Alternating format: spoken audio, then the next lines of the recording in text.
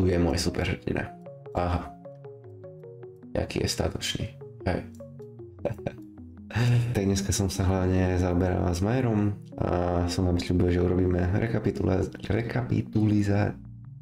áno, za posledný týždeň, keďže už prešiel jeden týždeň.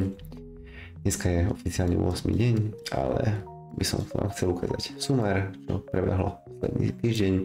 Prvý deň sme založili firmu Virulife SRO, sme založili účet v Tatrabanke, dlhšie o 400 eur, tu sme hneď kúpili hosting, domény, e-mail a SSL certifikát a sme spustili YouTube denník Cesta mladého podnikateľa. Druhý deň sme mali hlavne komplikácie s tými Google účtami a prepojenie a vytváranie tých nových účtov, ale hlavne sme uploadli 3 videá do našho denníka, takže to bolo super.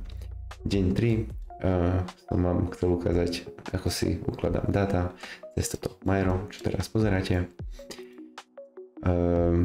Ja som mal prvého YouTube odberateľa.